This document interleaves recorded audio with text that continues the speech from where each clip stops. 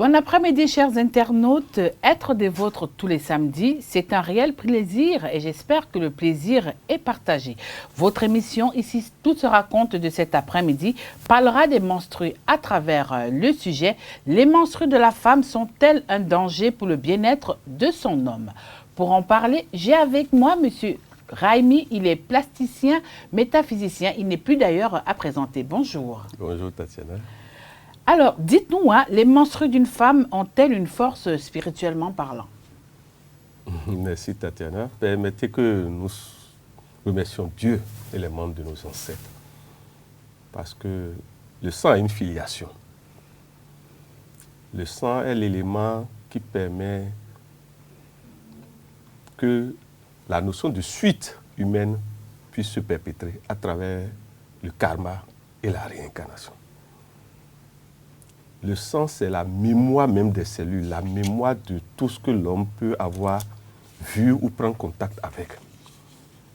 Dès l'instant où on prend contact avec votre sang, on peut savoir tout ce que vous avez été, tout ce que vous êtes et tout ce que vous serez. C'est pour vous dire quoi? Le sang est un code. C'est pour ça que vous verrez que même dans la vie pratique, lorsqu'on perd assez de sang, on court pour vous renouveler ce sang. Mais tout sang est codé. Cela veut dire que n'importe quel sang ne peut pas s'additionner à n'importe quel sang. Et chez nous, au Dahomey, permettez toujours que je fasse référence à ma tradition. Et puis c'est normal, c'est surtout dans notre contexte. Que... Le sang s'appelle Hum. Mais la métaphysique dahoméenne utilise la modulation du son pour écrire ses livres. Hum veut dire aussi tam-tam. Hum aussi veut dire le cœur. Vous voyez jusqu'où nos parents, ouais. C'est pour vous dire que en assimilant seulement le sang au tam-tam, vous devez tout comprendre, au son. Ouais. Et des terminologies l'illustrent. On dit Ouadan, le sang s'est mis en colère. Vous ne voyez pas que les parents nous envoient un message? Ça veut dire que le sang est une personnalité aussi. Le sang agit aussi comme une personnalité qui peut s'énerver. Alors cette personnalité qu'est le sang, est-elle naturelle ou bien surnaturelle? Le sang pose la notion même du témoin des réalités invisibles. D'abord, le sang est toujours rouge. Que nous soyons chinois, africains, européens. Mais remarquez que la salive est toujours blanche. Ça veut dire quoi? Le sang est universel. La salive également. Aussi est universel. Mais en allant plus loin, on va revenir sur ça. Je n'ai jamais vu le sperme de quelqu'un qui a une autre couleur, sauf s'il est malade. Ouais. Donc il y a des éléments en l'homme qui témoignent de l'universalité de l'être humain, au-delà des différentes couleurs de la peau. C'est pour vous dire quoi? Il faut se demander pourquoi, si on parlait du christianisme, on parle du sang de Jésus. Qu'est-ce que ce sang a de si puissant et qui peut guérir, auquel on peut faire appel? Et pourquoi, dans la scène, ils ont fait appel au sang avant qu'il ne laisse ses disciples? Pourquoi on parle des 5 plaies sacrées du Christ? Là où il a eu les blessures et son sang a coulé. Merci. Mais revenons à nous maintenant. Pourquoi nos parents ont toujours priorisé le sang dans leurs adorations? Sang de bélier, sang de bœuf. Bref, c'est pour vous dire que tous les sangs ne sont pas les mêmes. Mais le plus puissant des sangs, c'est le sang humain. Oui, alors est-ce que c'est parce que ce sang est humain que certains hommes préfèrent avoir des relations sexuelles avec leur femme ou leur conjointe pendant cette période qui dure généralement 3 ou 5 jours? Vous savez, il y avait une réalité chez nous qui continue, mais secrètement, qu'il va falloir en parler avec votre thème. Oui, alors oui, justement, vous allez nous dire, entre parenthèses, pourquoi elle était secrète? Parce que Il y avait eu une grande loge féminine dans le passé. Au Bénin? Au Bénin comme dans les grands pays Égypte. Ok, d'accord. Les femmes avaient commandé le monde. Mais l'extrême jalousie a fait que les hommes ont dû vous faire un coup d'État. Parce que vous aviez quelque chose qui nous dominait. Et l'homme s'est dit non. Si on continue, ce n'est pas bon. Et cette réalité, c'était le sang de menstru, qui est une batterie énergétique redoutable. Très puissante. Très puissante. Parce que ce sang ne vient pas d'une blessure. Ça vient d'une manière mystérieuse. Et cycliquement en plus. En réalité, les gens ont travesti ce sang. Sinon, ce sang, c'est le sang régénérateur. C'est le sang qui peut servir à tellement de choses qu'il fallait cacher cette vérité pour que l'homme domine. Il fallait amener la femme à nier la puissance de ce sang. D'où l'erreur que vous-même vous commettez. En vérité, votre thème pose le problème de la qualité de l'osmose, la qualité de l'addition de la femme avec l'homme. La femme ne devait pas s'additionner avec n'importe qui. Oui, mais chemin faisant, aujourd'hui, on n'a certainement pas le choix. Elles n'ont pas le choix, les femmes. Elles s'additionnent certainement avec le premier venu. Le temps des additions, le temps de l'osmose entre l'homme et la femme, c'est toujours le temps des mélanges, où chacun repart avec le mélange qui a eu lieu. Chacun prend quelque chose de chez l'autre. C'est l'autre. Ok. Mais le problème, c'est quoi? La femme qui a conscience que son sang contient des informations sur sa personne, sur sa lignée, ne devait pas laisser n'importe qui faire osmose avec elle lors des menstrues. Parce que à partir du moment où vous autorisez une addition lors des menstrues, c'est que vous acceptez de régénérer l'autre. L'autre. Donc c'est un genre de pacte que vous signez avec l'autre. C'est même un pacte. Sans le savoir. Parce que vous pouvez régénérer l'autre et lui devient plus puissant et réussit dans la vie profane. Et vous, petit à petit, vous éteignez. Okay. Alors, chères femmes, c'est juste pour vous dire que quand vous êtes en période de menstru, faites attention avec qui vous vous envoyez en l'air. Ne l'oubliez pas, nous sommes sur Ici Tout se raconte. Donc, notre invité de cet après-midi nous dit tout sur tout ce que nous devons savoir concernant les menstrues. Vous pouvez continuer. La période où la femme a ses menstrues, ce sont des périodes sacrées. Parce que elle peut tuer comme elle peut faire vivre. Et c'est ça qui, à un moment donné, a commencé à faire peur. Quand la femme est en colère, le sang là se modifie et prend une fréquence de punition. Comment ça? Ce qui est certain, dans les périodes de menstrues, si vous vous fâchez, votre sang se fâchera. Si vous êtes en joie, votre sang sera en joie. N'oubliez pas que l'intention et la pensée colorent les intentions du sang. Et n'oubliez pas que ce sang est potentiellement destructeur ou constructeur. N'oubliez pas ça. La bénédiction de la femme sont secrets dans le sang de ses menstrues. Alors, en spiritualité, est-ce que cela est conseillé d'avoir des relations sexuelles lorsque vous êtes en cette période? Si oui, dites-nous.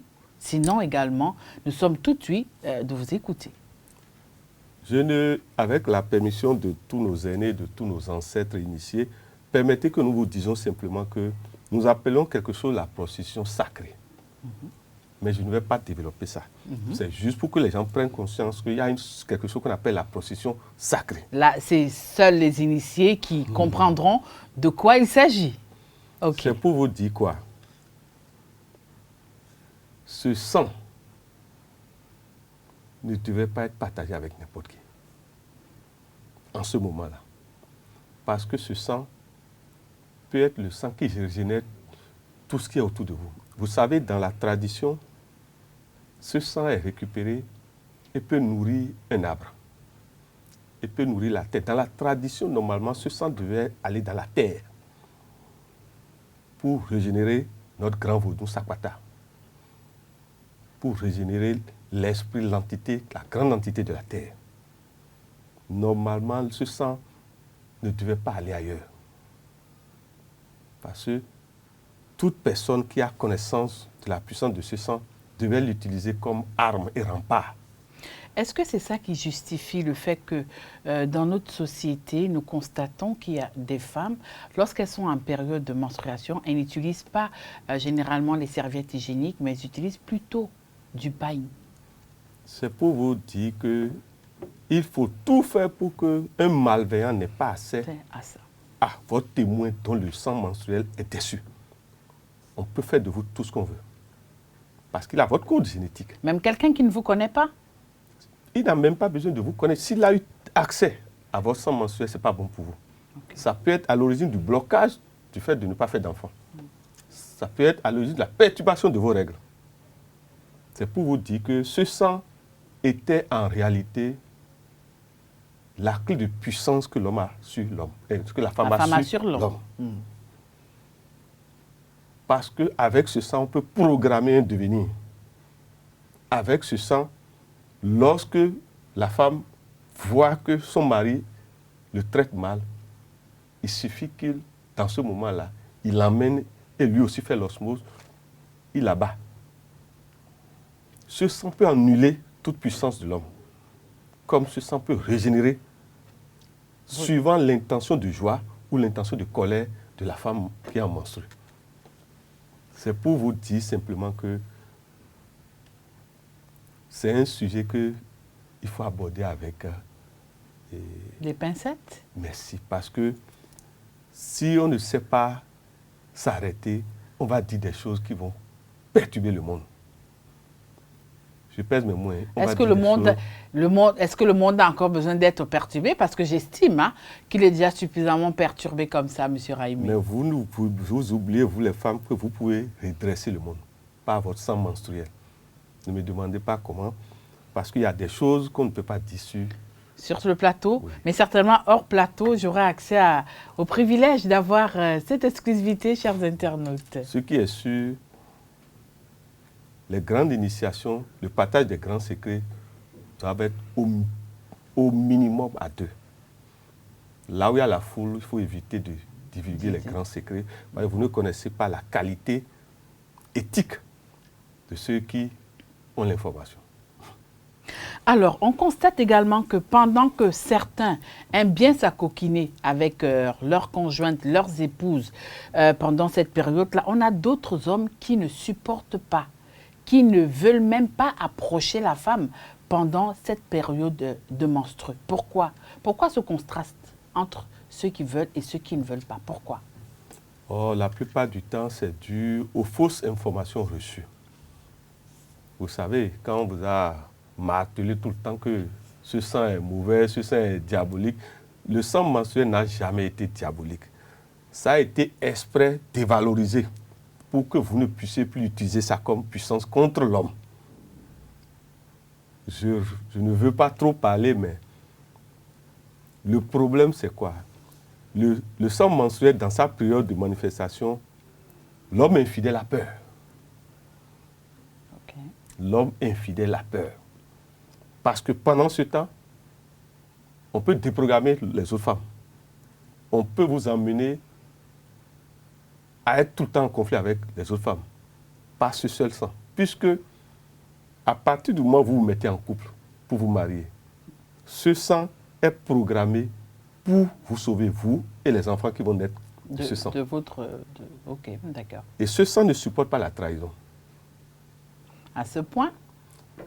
Or, soit, dès le départ, la femme sait que potentiellement vous serez polygame. Mais si vous avez signé un contrat de mariage monogame et la trahison commence par apparaître, je peux vous garantir que ce sang peut vous détruire totalement. Et c'est ce que nous voyons souvent. C'est à partir de ce sang souvent que l'homme qu'on dit grand est descendu petit à petit. Même, si vous voyez même la femme, vous avez dit, mais c'est celle-là qui perturbe l'homme. Mais beaucoup ne se demandent pas, on dit sorcellerie, sorcellerie. La plus grande puissance des sorciers ou des sorcières, c'est dans le sang menstruel. Donc, c'est la raison pour laquelle certains hommes trouvent des faux fuyants pendant cette période-là. Parce que ce sang peut les déprogrammer, quelle que soit leur puissance qu'ils ont acquis pendant des années. Comme ce sang peut régénérer leur puissance, ça dépend alors de l'état intentionnel de la femme. D'où cette peur. Parce que c'est un sang qui contient potentiellement les clés pour illustrer le mal comme pour faire manifester le bien. Comme pour multiplier tout ce que vous voulez, même pour rendre riche. C'est vrai ça? En tout cas, Dieu est grand. Alors, par cet écoulement sanguin, la femme qui connaît la puissance que représentent ces menstrues, peut-elle détruire son homme? Est-ce que cela est accepté? D'abord, qui tue pas épée, périt pas épée. C'est pour vous dire quoi? Tous ceux qui, quel que soit ce qu'on vous a fait, notre Seigneur Jésus nous a dit de pardonner. Parce que l'intention colore le sang. Celui qui se venge, un jour, on se vengera de la personne. Ça va durer peut-être. Mais la nature nous renvoyera toujours l'image de ce que nous avons fait de mal à l'autre. C'est pour vous dire quoi? L'idéal, quand le moment de l'écoulement de ce sang s'approche, il faut rentrer dans ce que nous appelons l'état de grâce divine, c'est-à-dire en priant, en se donnant à des rituels bien précis, positifs qui existent, que ne me demandez pas de dire ici, puisque c'est des choses, c'est dans la Bible comme c'est dans le Coran, comme dans nos valeurs endogènes. Mais la femme qui, consciemment, déjà sait que son sein est puissant, commence par programmer l'homme à travers même les mets qu'il donne à l'homme. Dans cette période d'écoulement de sang, je peux vous dire que la nourriture est une bombe potentielle pour l'homme que cette femme prépare. Oui, entre parenthèses, il y a des femmes qui utilisent ça pour mettre dans l'alimentation des hommes. Ce qui est sûr, je vous dis que potentiellement, dans cette période, tout ce que cette femme vous donne est potentiellement une bombe ou des clés de réussite. Donc c'est à éviter. Je n'ai pas dit ça. Vous avez dit quoi alors? J'ai dit que c'est une bombe potentielle qui peut vous donner la richesse comme la pauvreté ou des épreuves. Le refus de partager le jardin d'Éden pendant cette période avec son conjoint, son mari, existe depuis la nuit des temps ou alors c'est une décision qui a vu le jour il n'y a pas longtemps? Est-ce que ça a toujours existé quand on prend par exemple un roi comme le roi Salomon qui avait beaucoup de femmes? Est-ce que durant ces périodes-là, il ne partageait pas la couche avec celle qui était en période rouge, comme on le dit vulgairement? On veut comprendre. Non. Non. Ce sang est un sang régénérateur, potentiellement régénérateur. Le problème qui se pose, c'est le problème de compatibilité. S'il n'y a pas de compatibilité, ne vous additionnez jamais avec.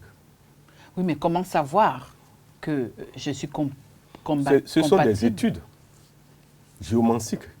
Et ça l'indique. Ça indique qui vous êtes et avec qui vous pouvez vous additionner. Voilà encore des erreurs. Nous ne nous connaissons pas. Nous ne cherchons pas à nous connaître avant de nous additionner à d'autres. Mais je peux vous dire que tout grand initié finit toujours par avoir sa compatibilité. Et c'est difficilement qu'on trouve la compatibilité. Vous pouvez trouver une compatibilité, mais pour trouver une autre compatibilité, ça peut faire des années. Mais lorsque vous trouvez cette compatibilité, souvent, ça crée ce que nous appelons le temple sacré. Lorsque vous trouvez cette femme, excusez-moi ce que je veux dire, elle peut déjà appartenir à un autre homme. Cette osmose relève d'une autre dimension qui ne respecte plus les lois humaines. Ce que nous appelons la possession sacrée. Lorsqu'un roi trouve par exemple que c'est vous la compatibilité, vous pouvez déjà être déjà marié. On vous prendra comme l'aigle prend.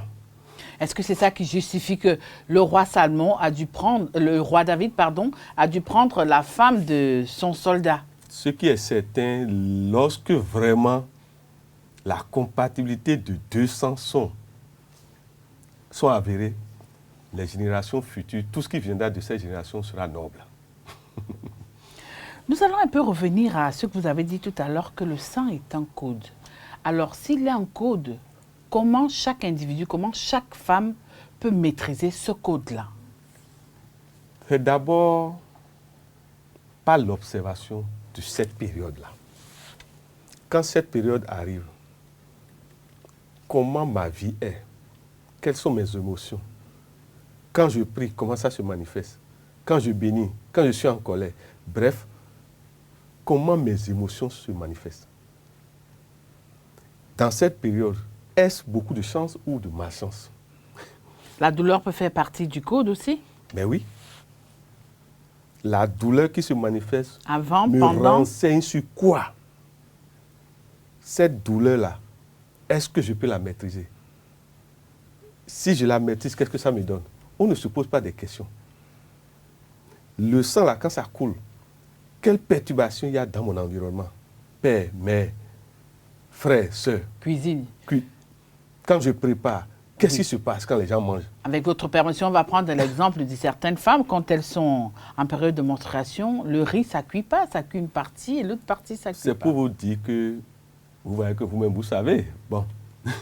Oui, on sait, c'est des petits constats qu'on fait, mais on n'arrive pas à analyser, on n'arrive pas à décoder. Je peux vous dire que je ne dévoile pas, je ne vais même pas trop en parler, parce que c'est un sujet sensible qui relève du secret et du silence. Là où il y a parfois beaucoup d'attroupement, c'est que ce sang participe. Je ne peux pas dire plus que ça. Également, vous avez dit tout à l'heure que ce sang est le témoin des réalités invisibles. Vous savez, dans cette période, vous n'êtes pas seul. Aucune femme n'est seule. Dans cette période-là? Vos compatibilités invisibles sont avec vous, viennent toujours. C'est-à-dire, potentiellement, le nombre d'enfants, les enfants que vous devez avoir, bref, ils viennent. Ok. Jean pour dire, nous sommes là. Si jamais le sperme rentre, et puis le tri sera fait. C'est-à-dire, nous, on veut venir. Oui, mais scientifiquement, on dit à cette période-là, c'est pas possible.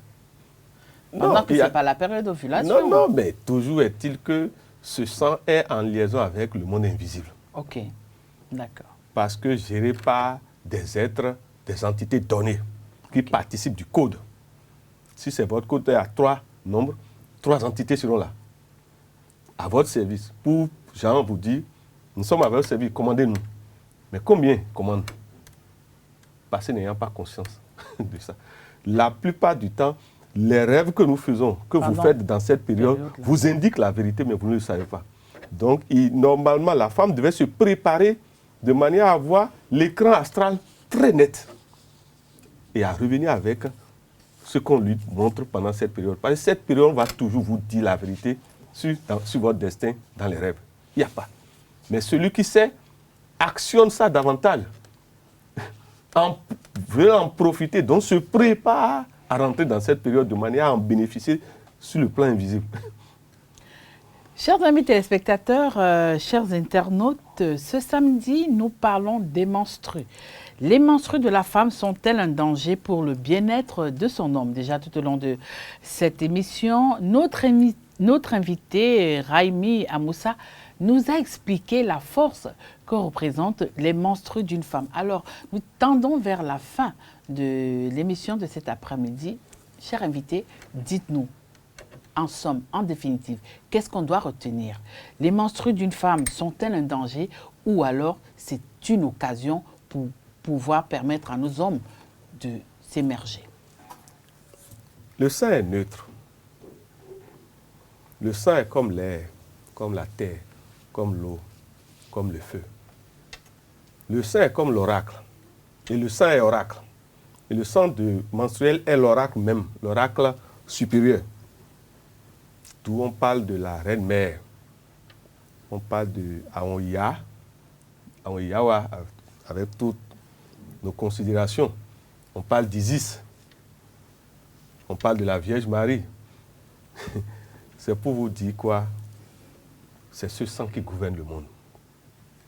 C'est le sang menstruel qui gouverne le monde. C'est pour ça que les hommes ont peur de ça. À l'entrée et à la sortie de tout homme, ce sang est là. Et tant que vous n'avez pas l'aval de ce sang, vous ne pouvez rien obtenir de bon. La fameuse porte dont vous parlez souvent. Bon, c'est pour vous dire que le vagin est sacré. Chers amis internautes, chers téléspectateurs, nous sommes arrivés au terme de notre émission de cet après-midi. Les menstrues de la femme sont-elles un danger pour le bien-être de son homme? Vous avez écouté M. Raimi Amoussa, il est métaphysicien et plasticien. Tout au long de cette émission, il nous a dit les tenants et les aboutissants de ce liquide qui est bien sacré. Et pour finir, chères femmes, retenons que le sang menstruel est l'oracle supérieur. Fin de cette émission. Au revoir. Bon après-midi chez vous.